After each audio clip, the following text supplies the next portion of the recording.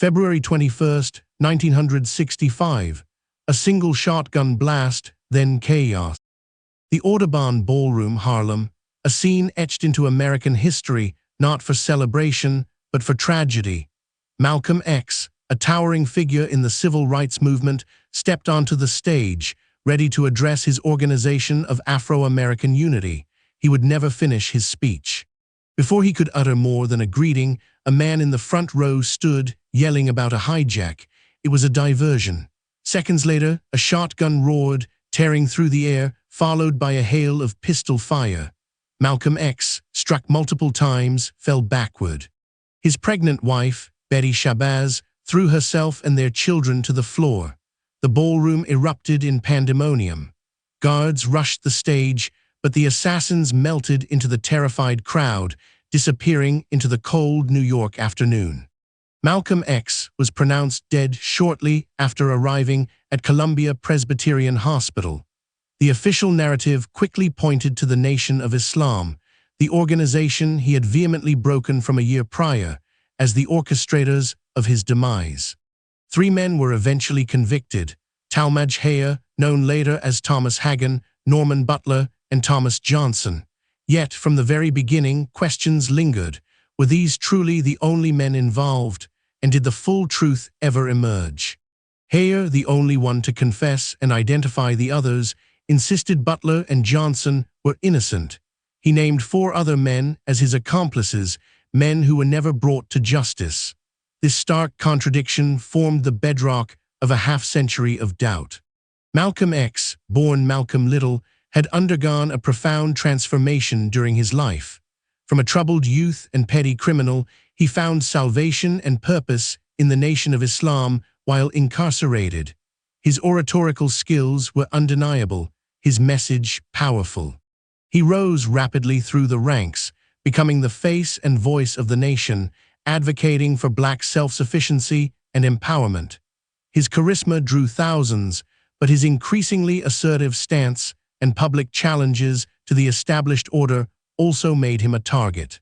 His pilgrimage to Mecca in 1964 marked another pivotal shift. Witnessing true racial unity among Muslims worldwide, he renounced the Nation of Islam's separatist doctrines, embracing a more inclusive, Pan-African vision.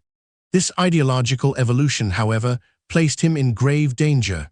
He had publicly denounced the Nation of Islam's leader, Elijah Muhammad, revealing alleged infidelities and corruption.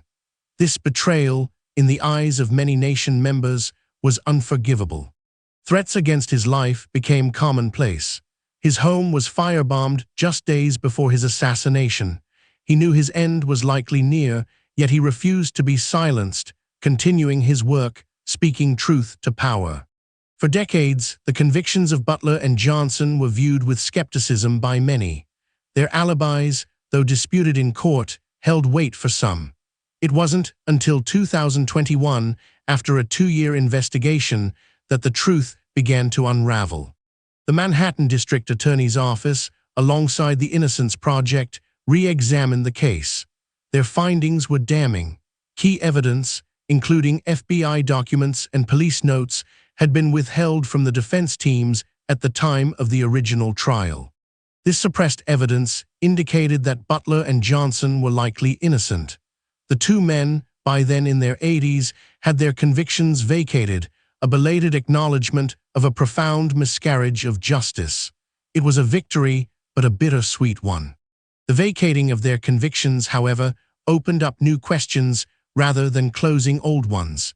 If Butler and Johnson weren't the perpetrators, who were the other individuals Hayer named, and why were those leads never thoroughly pursued? Some theories suggest a broader conspiracy, perhaps involving law enforcement agencies who viewed Malcolm X as a dangerous radical. The FBI COINTELPRO operations, designed to disrupt civil rights groups, certainly cast a long shadow. While no definitive evidence has ever linked the government directly to the assassination, the historical context of surveillance and infiltration adds a layer of complexity to the unanswered questions surrounding the Audubon Ballroom. Malcolm X's death robbed the world of a powerful, evolving voice at a critical juncture. His legacy, however, endures, a testament to his impact and a constant reminder that the pursuit of truth, even decades later, remains vital. The assassination of Malcolm X serves as a chilling example of how the struggle for justice can be brutally silenced, and how the echoes of a single violent act can resonate for generations, demanding answers that may never fully arrive. Explore the shadowy world of political assassinations by watching our investigation into the killing of Fred Hampton.